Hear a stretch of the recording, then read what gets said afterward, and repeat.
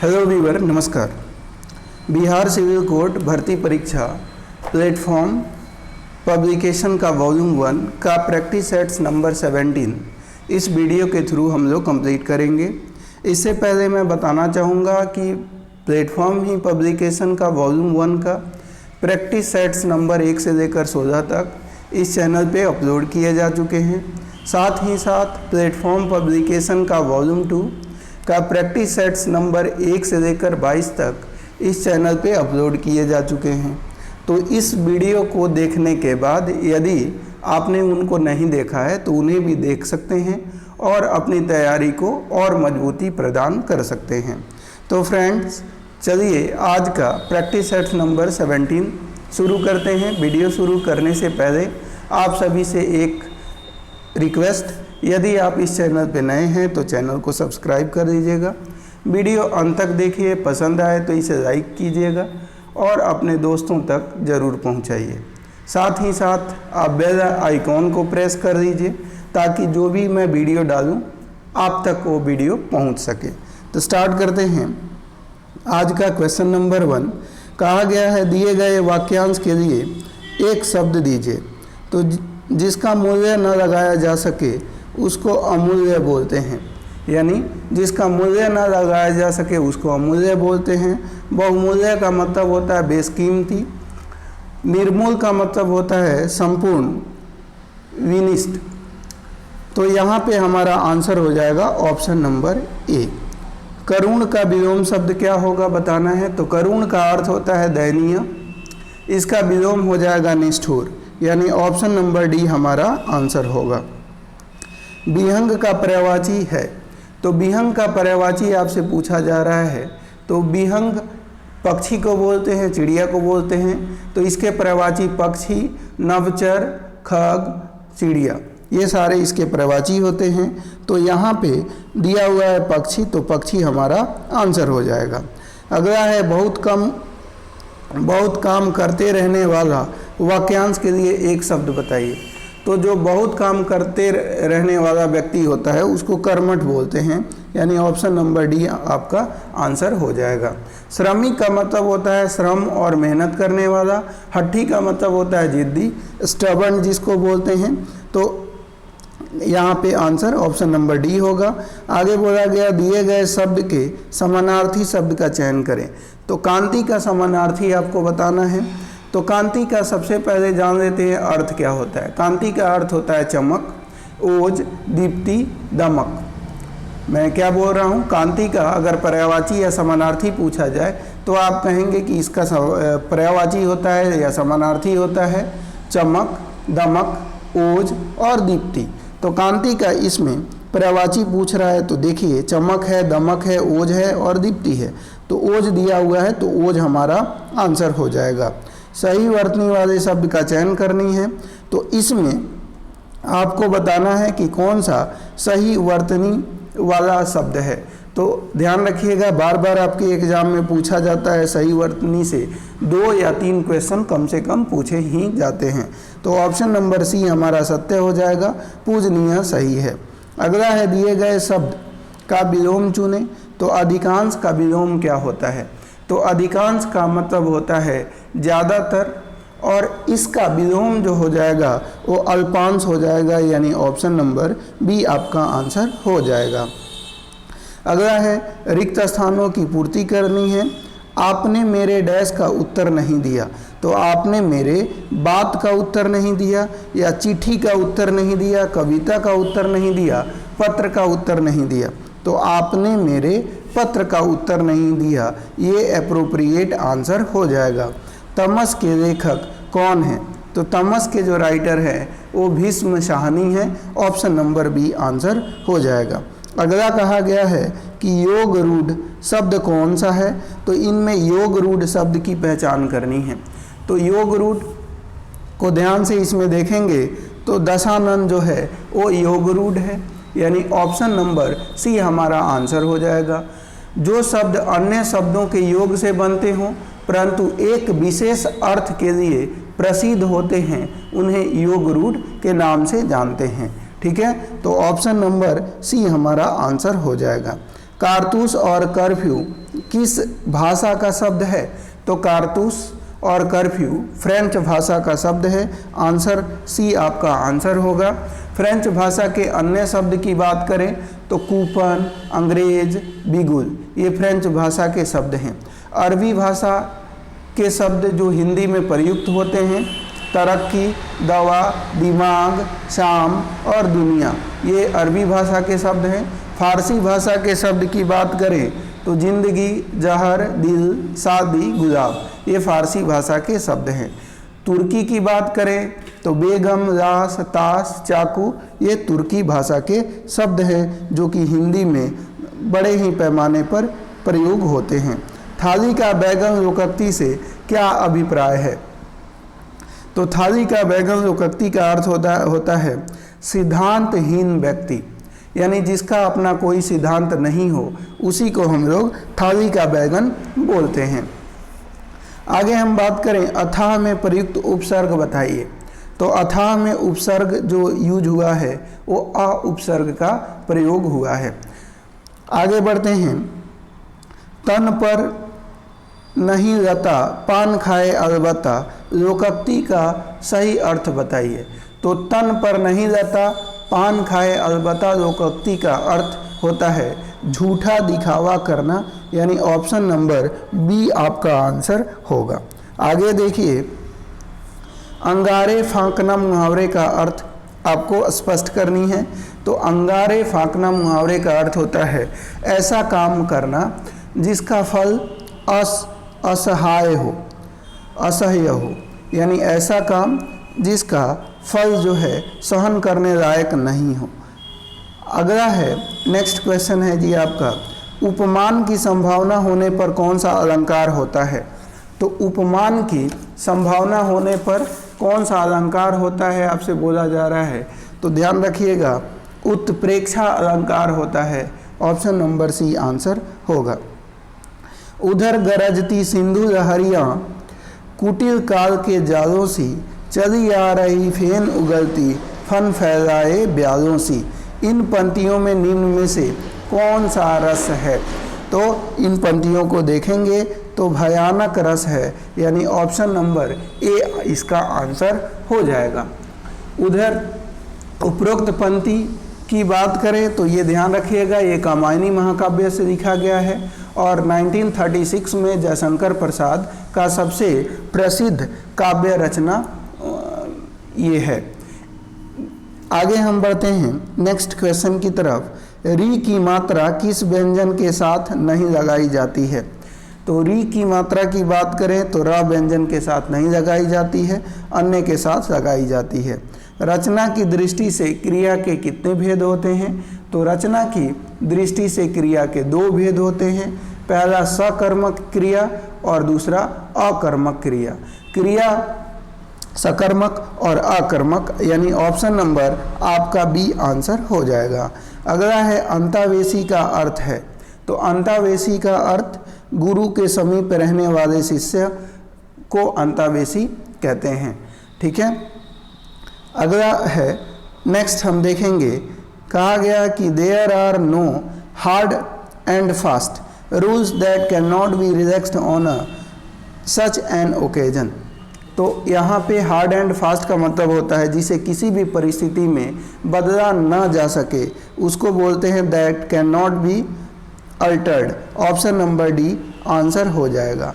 अगला कहा गया when Ramu lost the money he was down in the dump. तो Ramu lost his money he was down in the dumps. तो down in the dumps का मतलब क्या है ये आपको बताना है। तो डाउन इन द डम्प्स का मतलब होता है फीलिंग अनहैप्पी या डिप्रेस्ड, उदास हो जाना या मायूस हो जाना। तो फीलिंग अनहैप्पी और डिप्रेस्ड, तो सैड और depressed, option number C answer हो जाएगा। अगला देखिए, कहा गया कि he evaded to pay income tax. Evaded to pay income tax, तो पे इनकम टैक्स की अगर हम बात करें तो टू पे का मतलब पेइंग होता है। तो यहाँ पे आपका option number C answer appropriate answer होगा। अगला देखिए, बोला गया कि अनेक शब्दों का एक word, one word substitution, more like a women than a man in manner and habits. तो कहा गया कि जिस मर्द का तौर तरीका औरत जैसा ज़्यादा और मर्द जैसा कम हो उसको क्या बोलते हैं, तो इफेमिनेट बोलते हैं, यानी ऑप्शन नंबर बी आंसर हो जाएगा। Hand writing which is difficult और इम्पॉसिबल टू रीड, तो ऐसी कोई लेखन जिसको पढ़ना कठिन हो, असंभव हो, उसको हम लोग क्या बोलेंगे, तो उसको हम लोग बोलेंगे एलिजिबल, यानी आंसर हो जाएगा ऑप्शन नंबर सी। अगला है to die without having made a will, यानी बिना वसीयतनामा मर जाना को हम क्या बोलते हैं, तो इंटेस्टेट के नाम से जानेंगे, ऑप्शन नंबर सी हमारा आंसर हो जाएगा। अगला है कहा गया फ्लेक्सिबल। फ्लेक्सिबल का मतलब होता है लचीला, और आपको इसमें बताना है एंटोनिम्स की पहचान करनी है, विपरीतार्थक आपको बताना है। तो फ्लेक्सिबल का विपरीतार्थक क्या होगा, तो फ्लेक्सिबल का मतलब अभी बताया कि लचीला होता है, नम्य होता है, जो तन्य होगा उसको हम लोग फ्लेक्सिबल बोलेंगे। और अपोजिट इसका क्या हो जाएगा, ध्यान रखिएगा, इसका अपोजिट हो जाएगा रिजिड, सख्त, जो लचीला ना हो, जो नरम ना हो।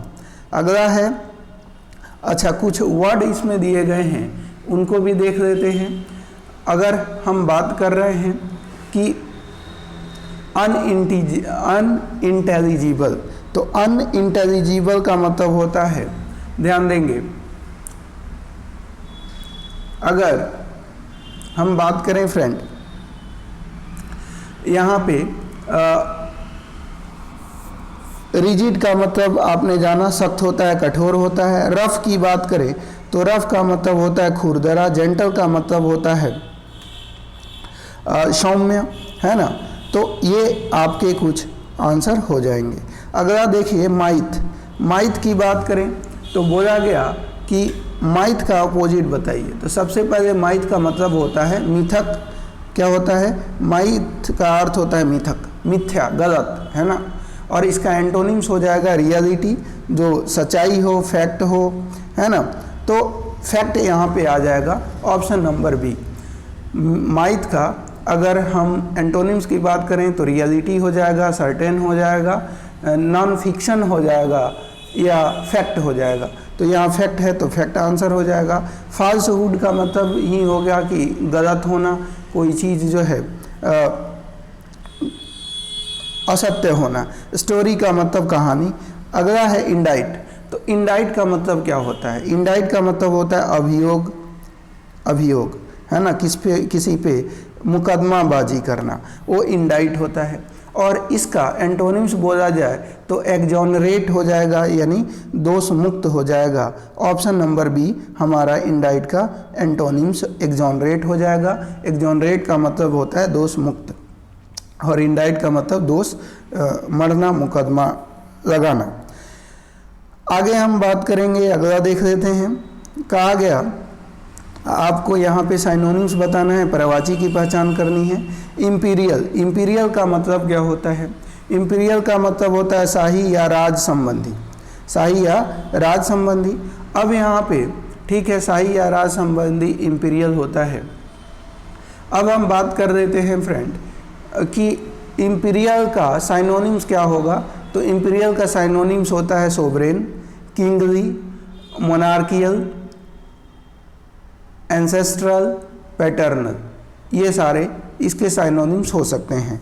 तो एंसेस्ट्रल, अब देखिए साइनोनिम्स आपसे बोला गया है तो इसका साइनोनिम्स जो हो जाएगा वो सोवरेन हो जाएगा। क्या हो जाएगा, सोवरेन, यानी ऑप्शन नंबर बी आपका आंसर हो जाएगा। अगला देखिए, अगला है जी आपका यहाँ पे स्टन। स्टन का साइनोनिम्स बताना है। तो स्टन का मतलब होता है घबरा देना। क्या करना, स्टन का मतलब होता है घबरा देना, या आप कह सकते हैं अचेत करना, अचेत करना, ये स्टन का मतलब होता है। और इसका साइनोनिम्स आपसे बोला गया है तो इसका साइनोनिम्स जो होगा वो हो जाएगा शॉक लगना, यानी ऑप्शन नंबर डी। वहीं हम बात करें आगे डेफाई की, किसकी बात करें? डेफाई। डेफाई का मतलब होता है चुनौती देना। अगर बोला जाए डेफाई का मतलब क्या होता है, तो डेफाई का मतलब होता है चुनौती देना। क्या देना? चुनौती देना। ठीक है। अब इसका सिमिलर पूछ रहा है, साइनोनिम्स पूछ रहा है, तो साइनोनिम्स क्या हो जाएगा? यानी डिसओबे हो जाएगा, यानी अवज्ञा करना, किसी को ललकारना। ये इस कॉन्टेक्स्ट में आपका आंसर डी होगा। अब अगला देखिए, मिस स्प्राइट की पहचान करनी है, कौन सा इनमें से गलत है उसी की पहचान करके आपको आंसर देना है। तो ध्यान देंगे, अगर प्रोपोगेंडा की बात करें तो पहला ही स्पेलिंग गलत हो गई। प्रोपोगेंडा की जो स्पेलिंग होती है वो ध्यान रखिएगा, PROPAGANDA होता है, तो PROPO नहीं होता, ए होगा, तो PROPAGANDA होता है, इसलिए ये गलत हो गया। प्रोनाउंस सही है, प्रॉस्पर सही है, प्रॉपर्टी सही है। प्रॉस्पर का मतलब होता है समृद्ध, प्रोनाउंस का मतलब होता है उच्चारण, और प्रॉपर्टी का मतलब संपत्ति। अगला है 34, देख लेंगे, इनमें गलत की पहचान करनी है। तो यहाँ पे गवर्नमेंट सही है, ग्रेसियस ये भी सही है, ग्रेसफुल ये भी सही है। गवर्नमेंट की स्पेलिंग गलत है। गवर्नमेंट की जो सही स्पेलिंग होती है वो ध्यान रखिएगा, GOVERNMENT होती है, GOVERNMENT होती है, एन है ही नहीं, तो इसलिए ये गलत हो गया। बाकी सारे सही हैं।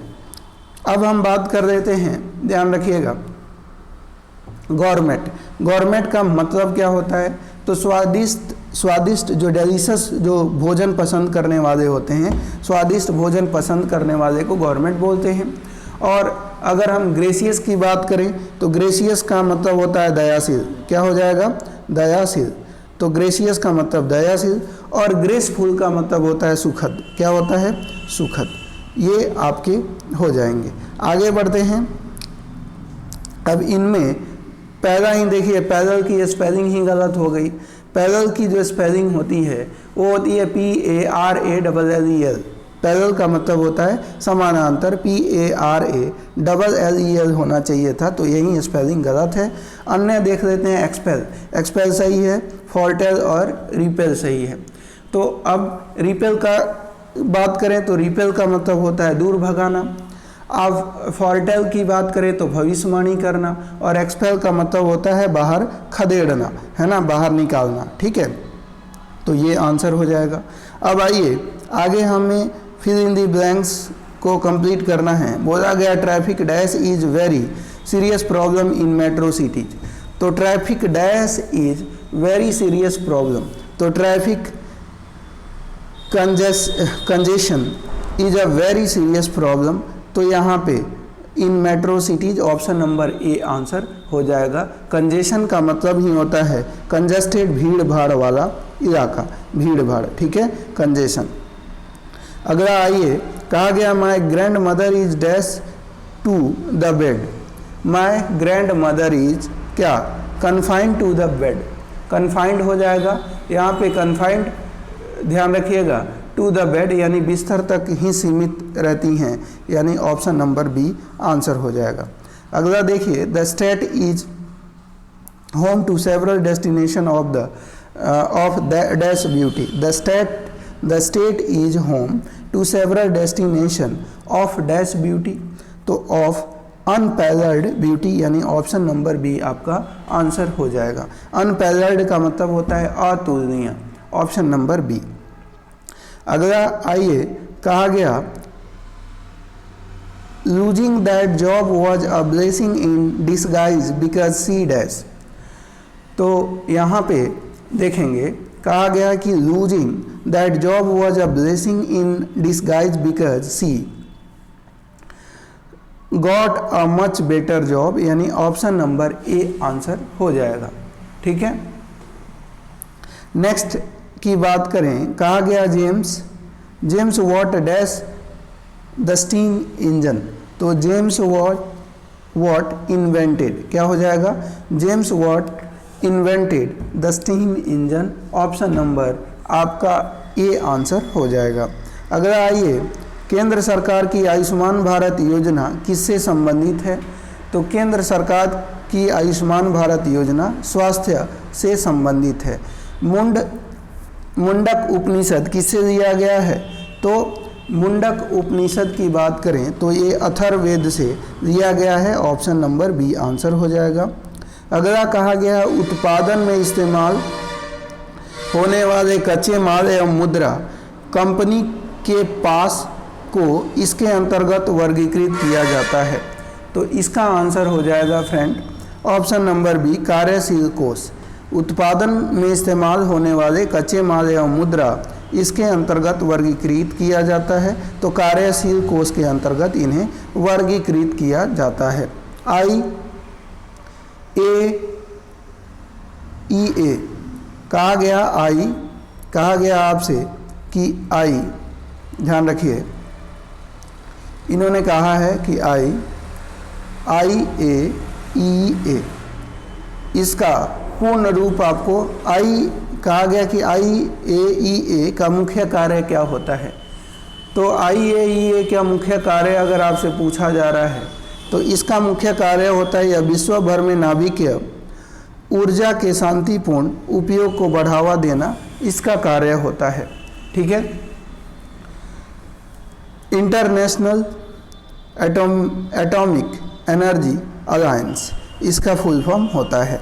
अगला आइए, स्वतंत्रता मेरा जन्मसिद्ध अधिकार है और मैं इसे लेकर रहूँगा का नारा किसने दिया था?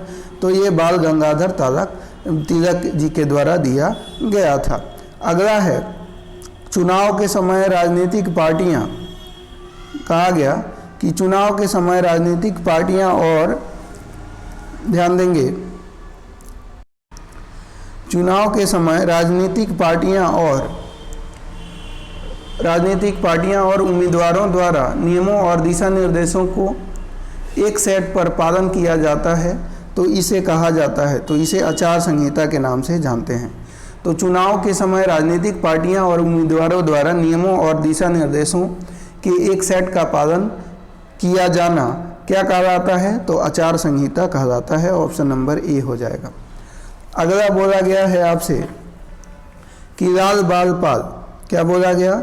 लाल बाल पाल नाम से प्रसिद्ध स्वतंत्रता सेनानी क्रमशः किन भारतीय राज्यों से संबंधित थे? तो लाल से हो जाएगा लाला लाजपत राय, बाल से हो जाएगा बाल गंगाधर तिलक और पाल से हो जाएगा बिपिन चंद्र पाल। तो ये क्रमशः लाला लाजपत राय की बात करें तो पंजाब से आते थे, अगर बाल गंगाधर तिलक जी की बात करें तो ये महाराष्ट्र से आते थे, और अगर हम बात करें बिपिन चंद्र पाल की तो ये बंगाल से आते थे। यानी ऑप्शन नंबर डी हमारा सही हो जाएगा। अगला आइए, सुप्रसिद्ध काव्य मेघदूत इनमें से किसकी कृति है? तो मेघदूत जो है ये कालिदास की रचना है। अगला है जी, राष्ट्रीय ग्रामीण रोजगार गारंटी अधिनियम के तहत प्रत्येक परिवार को न्यूनतम कितने दिनों का रोजगार प्रदान करने का प्रावधान किया गया है? तो न्यूनतम 100 दिनों का रोजगार प्रदान करने का प्रावधान है। अगला देखते हैं, वन्य जीव संरक्षण अधिनियम 1972 में कितनी अनुसूचियां हैं? तो 1972 में 6 अनुसूचियां हैं, यानी ऑप्शन नंबर डी आंसर हो जाएगा। विदेशी बहुराष्ट्रीय कंपनियां MNC के द्वारा निवेशित राशि कही जाती है।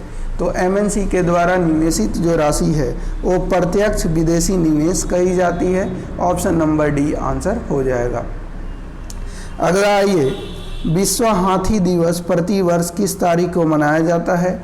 तो विश्व हाथी दिवस प्रतिवर्ष 12 अगस्त को मनाया जाता है। ऑप्शन नंबर डी आंसर हो जाएगा। राष्ट्रीय प्रथम 82 वर्षों की स्वर्णिम गाथा पुस्तक के संकलन करता है। तो राष्ट्र प्रथम 82 वर्षों की स्वर्णिम गाथा पुस्तक के संकलन करता डॉक्टर भुवन झा हैं, यानी ऑप्शन नंबर बी हमारा आंसर होगा। अगला देखिए, समन की तामील किस प्रकार की जाती है? तो समन जो होता है उसकी तामील की बात करें तो पुलिस अधिकारी द्वारा, न्यायालय के किसी अधिकारी द्वारा, किसी अन्य प्राधिकृत लोक सेवक द्वारा, उपयुक्त में से किसी के भी द्वारा। तो यहाँ पे ऑप्शन नंबर आपका डी आंसर हो जाएगा। अगला आइए नेक्स्ट क्वेश्चन देखते हैं।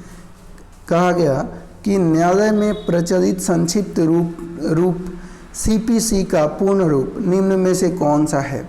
तो सीपीसी का मतलब होता है सिविल प्रोसीजर कोड, यानी सिविल प्रोसीजर कोड हो जाएगा। तो यहाँ पे प्रोसीजर कोड ये ऑप्शन नंबर ए आंसर हो जाएगा। अगला देखिए, सिविल प्रोसीजर कोड की बात करें तो ये 1908 में जो है ये संहिता आई थी, ये भी ध्यान रखना है। निम्नलिखित में से कौन सा अर्धचालक नहीं है? तो इनमें से अर्धचालक कौन सा नहीं है उसकी पहचान करनी है। तो क्रिप्टॉन अर्धचालक नहीं है, बाकी अन्य सभी अर्धचालक हैं। अगला आइए, कहा गया कि ध्यान देंगे, क्वेश्चन कहा गया कि किसी परमाणु के लिए प्लम पुडिंग मॉडल किसके द्वारा दिया गया था? तो plum pudding model J Thomson के द्वारा दिया गया था। ऑप्शन नंबर बी आंसर हो जाएगा। शक्ति या सामर्थ्य राशि है, तो शक्ति या सामर्थ्य राशि की बात करें तो ये अदिश राशि है। क्या हो जाएगा? अदिश राशि हो जाएगी। अगला है चिली सॉल्टपीटर किसका सामान्य नाम है? तो चिली सॉल्टपीटर की बात करें तो ये सोडियम नाइट्रेट का सामान्य नाम है। ऑप्शन नंबर बी आंसर हो जाएगा। अगला है जी कि कौन से पादप हार्मोन नहीं है? तो कौन से पादप हार्मोन नहीं है? तो एड्रेनलिन जो है ये पादप हार्मोन नहीं है। आगे बढ़ते हैं, नेक्स्ट क्वेश्चन हम लोग देखेंगे।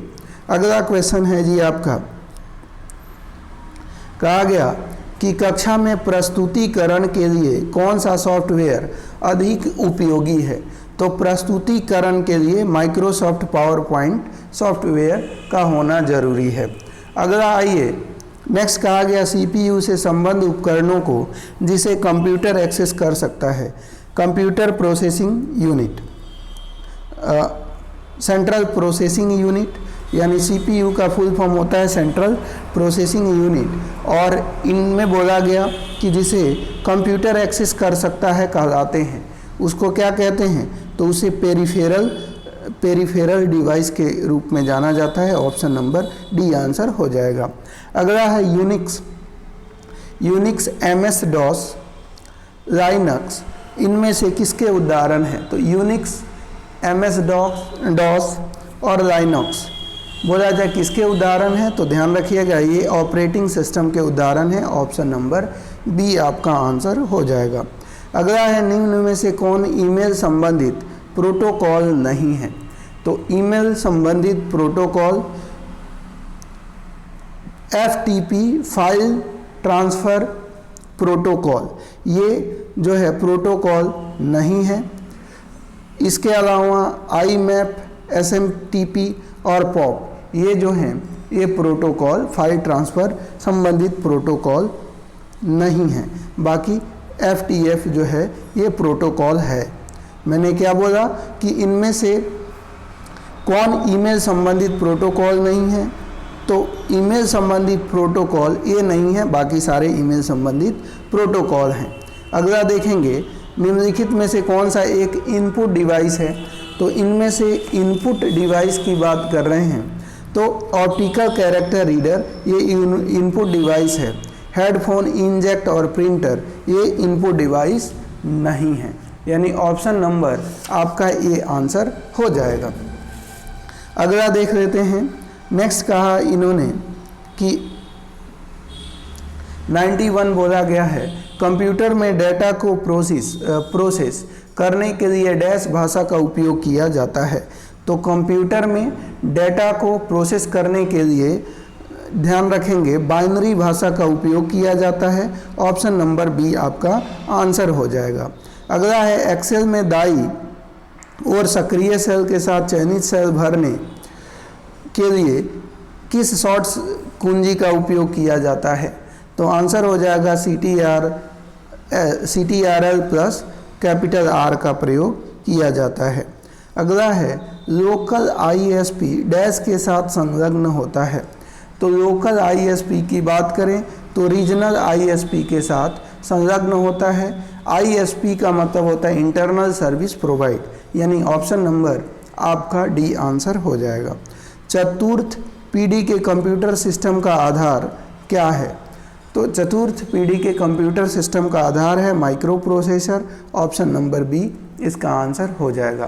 प्रथम पीढ़ी के कंप्यूटर का आधार क्या था? निर्वात ट्यूब था, वैक्यूम ट्यूब जिसे बोलते हैं। द्वितीय पीढ़ी का कंप्यूटर का आधार क्या था? ट्रांजिस्टर। तृतीय पीढ़ी का इंटीग्रेटेड चिप और चौथा का माइक्रो प्रोसेसर। पांचवा पीढ़ी का कंप्यूटर का आधार क्या है? तो आर्टिफिशियल इंटेलिजेंस। ये सारी आपको ध्यान में रखनी होगी। कहा गया कि एक कंप्यूटर में माउस क्या है? तो एक कंप्यूटर में माउस की बात करें तो यह एक ऐसा तंत्र है जो कंप्यूटर को दिशा दिखाता है तीर के द्वारा, ऑप्शन नंबर सी आंसर हो जाएगा। अगला देखिए, कहा गया कीबोर्ड पर कुल फंक्शन की होती हैं। तो कीबोर्ड पर कुल फंक्शन की कितनी होती हैं? तो आंसर हो जाएगा 12 फंक्शन की होती हैं। सेल यहाँ पे ध्यान देंगे, मेल का उपयोग क्वाइंट्स के साथ तब शुरू होता है जब उपयोगकर्ता को डैश में ईमेल डाउनलोड करने की आवश्यकता होती है। तो किस में? मेल बॉक्स में ईमेल डाउनलोड करने की आवश्यकता होती है। अगला है ईमेल भेजते समय डैश की लाइन संदेश की विषय वस्तु के बारे में बता देती है। तो ध्यान रखिएगा, सब्जेक्ट। ईमेल भेजते समय सब्जेक्ट की लाइन संदेश की विषय वस्तु के बारे में बता देती है। अगला है निम्न में से कौन सी एक्सेल की टर्म नहीं है? तो एक्सेल का डॉक्यूमेंट टर्म नहीं है, बाकी अन्य सारे एक्सेल के टर्म हैं। एमएस पावर पॉइंट प्रेजेंटेशन में कौन सा फॉर्मेट नहीं जोड़ा जा सकता है?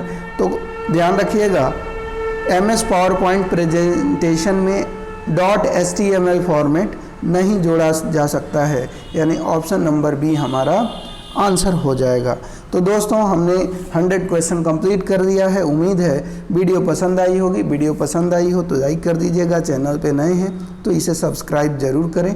इससे हौसला अफजाई होती है और हम आपके लिए और बेहतर से बेहतर कंटेंट लाने की कोशिश करते हैं। धन्यवाद।